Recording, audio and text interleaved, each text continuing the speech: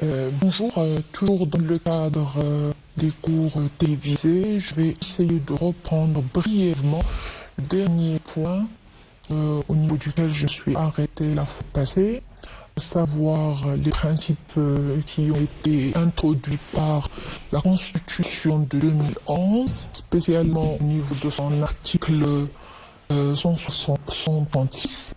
À savoir le principe de la solidarité, c'est-à-dire les collectivités territoriales qui ont le plus doivent rentrer dans une dynamique de solidarité et de donner aux collectivités territoriales qui ont le moins.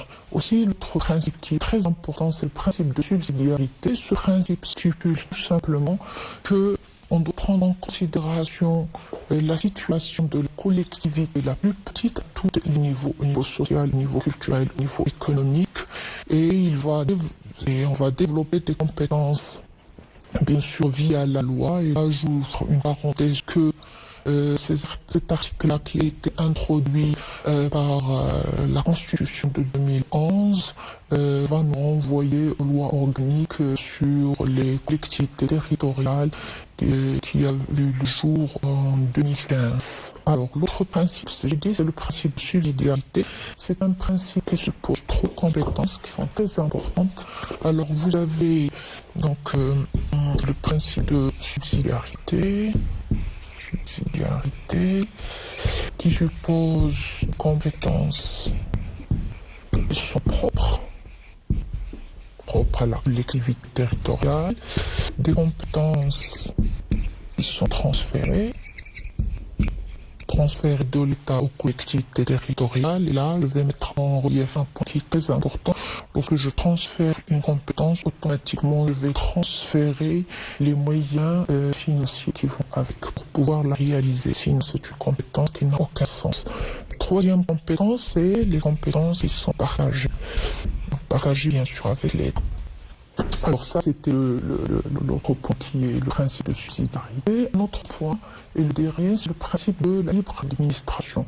Ce principe-là, c'est pour s'inscrire dans la modernité, dans la démocratisation, dans le développement durable, dans le développement par la base, et qui signifie que la collectivité territoriale peut régler et gérer ses affaires la concernant c'est-à-dire sa collectivité, tout en se référant à la loi. Il faut qu'il y ait le respect de la loi, et quand je dis respect de la loi, on dégage un principe très important en droit, c'est l'égalité. Il ne faut pas qu'il y ait un acte qui ne respecte pas la légalité, donc la responsabilité bien sûr, afin de mieux gérer l'intérêt général de la collectivité en question. Alors, pour finir avec ce glossaire, qui est le chapitre préliminaire, je vais traiter le dernier point à travers une instance de régulation. On aura réservé tout un titre, c'est le titre 12, alors qui porte qui cible les corps suisses, c'est-à-dire ce sont les instances de bonne gouvernance et de régulation. Et comme je l'ai dit au départ, regardez l'introduction, régulation au lieu de réglementation, gouvernance au lieu de gouvernement. C'est-à-dire, on va voir le gouvernement et on aura des instances de gouvernance. Il va y avoir le gouvernement, il exécute donc une réglementation, mais on a à avoir des instances de régulation, c'est-à-dire on est en présence d'un concept qui est un peu soft et qui va permettre à des autorités ou bien des agences d'avoir une certaine autonomie pour pouvoir gérer des services et des situations spéciales. Alors là, je peux donner trois exemples. Par exemple, là, pour ces instances de régulation et de bonne gouvernance, on a des bords, ce sont des instances qui ne sont pas homogènes. Pour une simple raison, regardez, on peut avoir autorité, on peut avoir agence, on peut avoir autorité. Ils n'ont pas un cadre juridique qui est clair. finalisées, c'est-à-dire on dit qu'elles sont indépendantes, très bien, mais ils sont placés auprès, on trouve des instances qui sont placées près du gouvernement, on trouve le texte qui stipule que ce sont des instances indépendantes qui ont la personnalité morale, on trouve parfois c'est un établissement public, donc il y a toute une mosaïque au niveau de leur nomination. Je peux donner par exemple ici l'Agence nationale de la radio de la télécommunication, vous avez la haute autorité, vous avez aussi l'autorité marocaine des marchés de capitaux. Donc leur statut n'est pas encore tiré au clair, quoique ce sont des instances qui ont été avancées pour montrer un aspect moderne de la nouvelle administration marocaine à ce niveau-là. Donc alors, avec ces instances-là, je vais clôturer le chapitre préliminaire concernant les principaux concepts au niveau de l'organisation administrative et je vais attaquer directement le chapitre 2 et qui va être dédié aux techniques de l'organisation administrative. Alors, comme je vous l'ai dit au départ, on va utiliser tous les termes qu'on a vus, c'est-à-dire au fur et à mesure. Au fur et à mesure, vous allez voir que tous les concepts qu'on a mis en relief au niveau du glossaire, on va les utiliser le long de notre cours. Alors, je commence par... Comme je l'ai dit là, au niveau de l'organisation, on est parti d'une administration centralisée, malheureusement,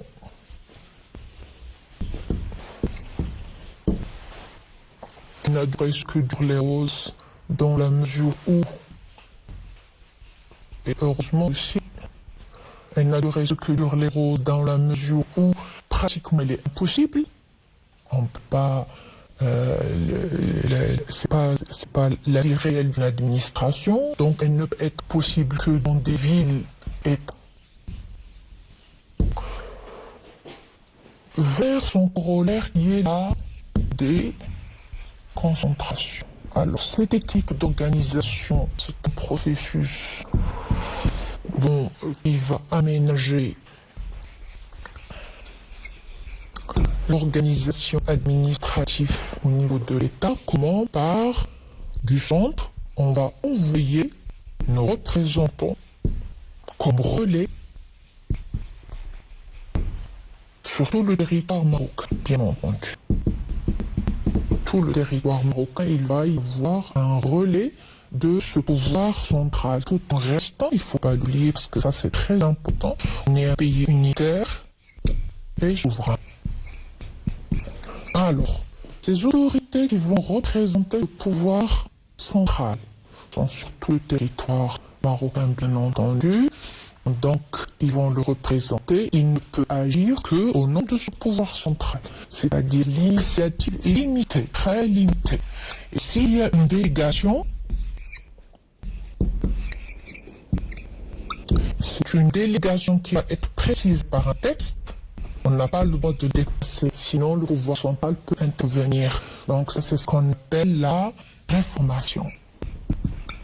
Alors, le pouvoir, l'autorité déconcentrée, il est soumise à un pouvoir disciplinaire, dans la mesure il y a la hiérarchie. Donc vous entendez toujours disciplinaire, c'est qu'on est en présence d'un pouvoir hiérarchique, c'est-à-dire le supérieur hiérarchique a des droits sur ce subalterne dans la mesure ce dernier, il est obligé de suivre son supérieur hiérarchique et ne pas prendre des initiatives malheureuses. Le deuxième point qui est important, c'est l'instruction. Alors, l'instruction, c'est un autre principe de la déconcentration, dans la mesure, je vais vous donner des directives qu'il faut suivre à la lettre, et s'il y a des initiatives, le texte prévoit ça. Comme ça, vous avez une marge de manœuvre. Le troisième point qui est important, c'est la réformation. Alors, la réformation, au moment où vous êtes en train d'exécuter en tant qu'autorité déconcentrée loin du centre qui rabat, peut-être, chemin faisant, vous avez commis une bêtise. bêtises, ou bien vous n'avez pas respecté votre supérieur hiérarchique, ou bien vous ne voulez pas exécuter une mission qui vous a été octroyée. Alors là, le pouvoir central va intervenir pour réformer, corriger s'il y a quelque chose à corriger, ou bien prendre pour votre place pour servir l'intérêt général des administrés concernés. Ça, c'est concernant la déconcentration. Alors, on a vu que l'approche que je vous ai avancée lorsque j'étais au niveau du glossaire, j'ai dit que c'est toujours le même bâton qui frappe, mais qu'est-ce qu'on a fait? On a raccourci le manche. Très bien. Donc, lorsqu'on a raccourci le manche, on a donné le relais à certaines autorités qui représentent le pouvoir central. Ça peut être le gouverneur, ça peut être l'ouali, ça peut être toute personne appartenant qui représente le pouvoir central. Par exemple, ça peut aller jusqu'à l'échelle de Haïd, vous avez chez aussi Pacha, etc. Alors, cette déconcentration, elle va dans un seul sens, c'est-à-dire vous avez le centre qui envoie. Pour plus de démocratisation, qu'est-ce qu'il nous faut? Il nous faut aussi que la population concernée doit nous envoyer les personnes qui vont la représenter afin qu'il y ait une collaboration entre le pouvoir central et les représentants de la collectivité concernée. Cette technique-là s'appelle la décentralisation. Alors, la décentralisation, c'est aussi une technique d'organisation dans un État, comme le nôtre, c'est-à-dire au Maroc. Donc, vous avez la décentralisation. Donc, c'est une technique d'organisation, mais qui est un peu différente de la première. Donc, il mesure dans la mesure où ici, ce sont des nominations, c'est-à-dire le pouvoir central va nommer des personnes qui vont représenter ce pouvoir auprès des collectivités, c'est-à-dire ce sont des services extérieurs. Lorsque je parle de décentralisation, la technique est autre. Dans quelle mesure elle est autre? Elle est autre dans la mesure où ce n'est pas le pouvoir central qui va envoyer, mais maintenant c'est le sens contraire, c'est-à-dire la collectivité territoriale va nous envoyer des élus qui vont représenter cette collectivité afin que le pouvoir central ait des interlocuteurs et on est en présence de la décentralisation. Là, je vais m'arrêter pour élucider une confusion possible. Parfois, vous allez trouver dans pas mal d'ouvrages, on parle qu'il y a aussi la décentralisation technique ou bien spécialisée. Alors, là, on parle toujours d'un pouvoir central, mais il va essayer de donner plus d'autonomie. Et c'est une nomination. Donc, afin qu'il y ait de confusion, ici, lorsque je parle de décentralisation de collectivité territoriale ou bien locale, plus correct territoriale, parce que la Constitution de 2011 parle de collectivité territoriale, il ne faut pas la confondre avec la décentralisation spécialisée ou bien technique, où vous avez le pouvoir central qui va essayer de créer des établissements qui vont gérer l'intérêt général, mais avec une autonomie. Pourquoi? Parce que vous avez ces établissements qui vont avoir la personnalité morale et l'autonomie financière. Ça, ce sont les mêmes concepts qu'on trouve au niveau de décentralisation de collectivité territoriale, où vous avez la collectivité à la personnalité morale et l'autonomie financière. C'est-à-dire que la collectivité peut agir en son nom et dans l'intérêt de la collectivité concernée,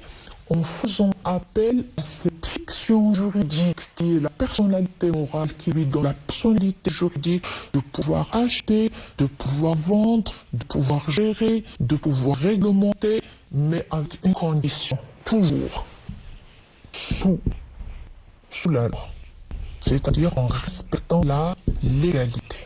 Légalité, hein? J'insiste sur ça.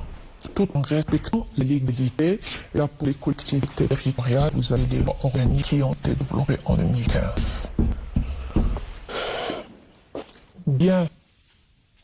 Alors, maintenant, il serait intéressant de comparer déconcentration, décentralisation. Pour mieux comprendre des concepts, il n'y a pas mieux que de les comparer, de voir qu'est-ce qu'elle a amené la déconcentration et qu'est-ce qu'elle a fait la décentralisation. Pourquoi ces deux techniques? Pourquoi le besoin de deux techniques? Alors, je commencerai par un point qui est important et qui est un point en commun, c'est-à-dire entre les deux.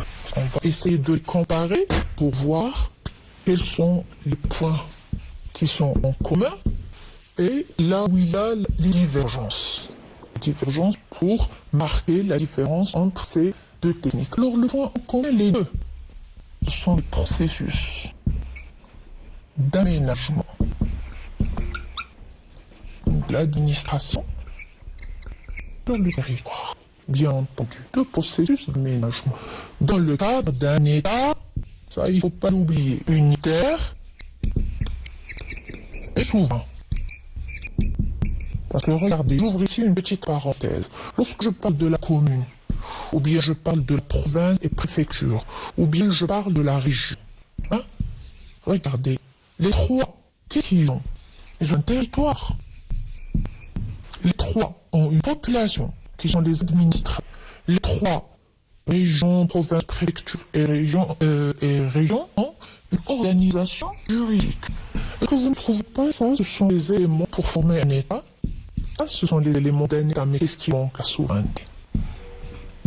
La souveraineté est un élément très important. C'est-à-dire que on est dans un État unitaire et on est dans un État souverain, donc automatiquement, même si le processus d'aménagement administratif de ce territoire avec deux techniques de déconcentration et de décentralisation, le courant ombilical n'est jamais coupé entre le pouvoir central et celui technique. Pourquoi? Parce que il y a cette règle qui les fixe. Ils ne peuvent pas, il ne peut pas y avoir d'évolution en dehors de ce cadre-là. Ce cadre-là limite, c'est-à-dire voilà les garde-fous. C'est-à-dire vous avez un territoire certes, vous avez une population certes, vous avez une organisation juridique qui est la loi organique pour les 3 de 2015, mais vous n'allez jamais sortir de ce cadre-là qui est unitaire et qui est la souveraineté d'un État. Donc il y a toujours le cordon ombilical lié au pouvoir central, quoique on a vu au niveau du glossaire, il y a la libre administration. Oui, il y a la libre administration, c'est vrai. On a donné des compétences qui sont propres, oui, mais il y a toujours le contrôle. C'est comme si on rallongeait un tout petit peu pour donner plus de liberté, parce qu'on s'inscrit dans la démocratisation des collectivités territoriales et on s'inscrit dans la modernisation aussi.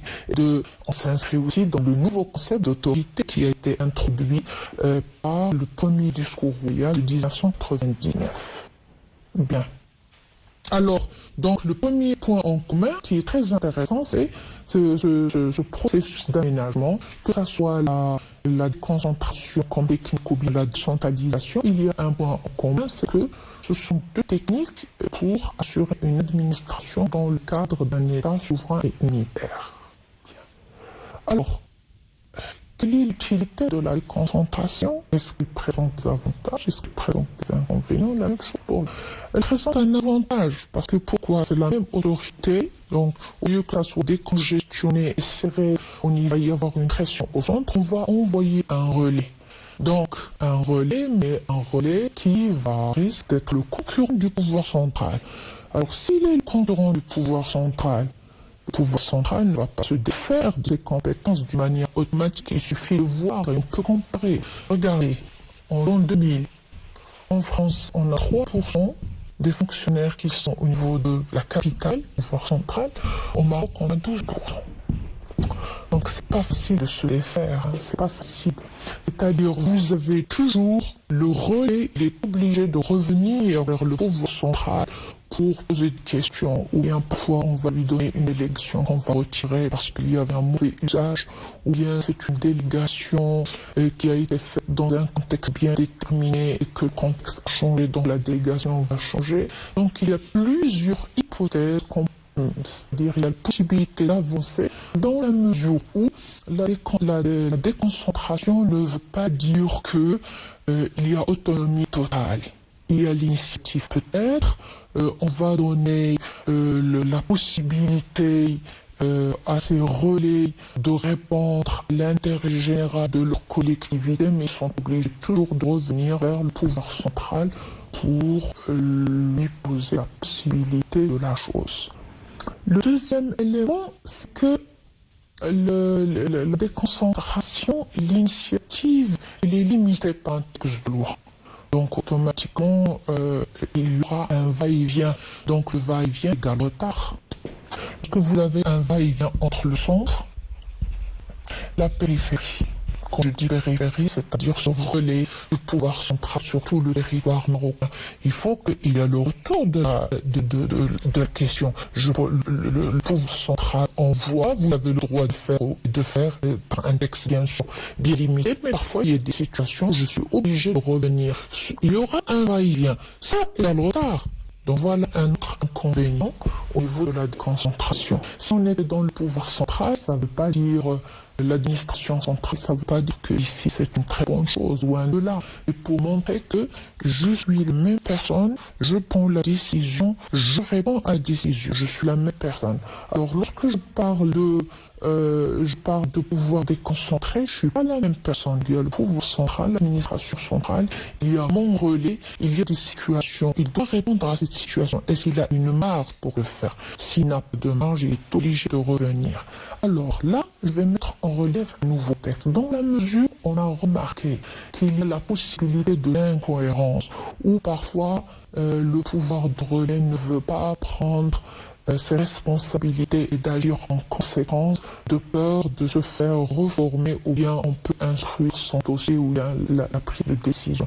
Il y a une charte, décret charte de 2018, où on va essayer, qui est attendu, ça fait des années qu'il est attendu, cette nouveauté, et qui va essayer, avec un schéma ultérieur, il va essayer de faire décliner la politique gouvernementale sur les relais au niveau territorial, afin qu'il y ait une cohérence et on parle le même langage. Je peux donner un petit exemple. Imaginez, le Maroc, il est sur le plan vert depuis 2008. Bien, maintenant on va vers Green Generation de 2020 à 2030. Ça, c'est la dernière étape au niveau environnemental au Maroc. Alors, imaginez qu'il y a cette décision au niveau central et il y a une incohérence avec les autorités de relais. C'est-à-dire, au lieu de s'immiscer et de prendre la couleur de cette politique publique gouvernementale de l'action de l'État, il y a une incohérence entre le centre et la périphérie. Donc à ce moment-là, il y aura un problème. Alors pour éviter ce problème-là, on a essayé c'est-à-dire le gouvernement en place, ils ont un gouvernement par un décret d'une charte de 2018 qui va essayer de harmoniser et d'avoir des relais des ministères, 3 ou 4 ministères sous forme de commission. Ils vont essayer de parler le même langage au niveau périphérique, loin du centre. Comme ça, celui qui va prendre une décision centrale, il va trouver un interlocuteur qui va parler le même langage par la coordination, par la cohérence, par l'exécution, par être du même côté. Parce qu'on ne doit pas oublier une chose. Le ministre, c'est un poste politique. Lorsque je parle des relais, ce ne sont pas des postes politiques. Ce sont des relais de l'action de l'État. Ce sont des relais du pouvoir central. Donc automatiquement, il ne faut pas qu'il y ait un langage politique. Ce qu'on dit, les politiques passent, mais l'État reste. L'État, regardez ne serait-ce que son nom en anglais. On dit state. C'est-à-dire c'est quelque chose de statique. L'État ne bouge pas. Alors, donc, automatiquement, qu'est-ce qu'on veut? On veut que le type politique doit être réalisé avec une cohérence avec ses relais et on parle le même langage. Il faut vraiment... Et tout ça, pourquoi? C'est pour l'intérêt général, en principe. C'est pour l'intérêt général.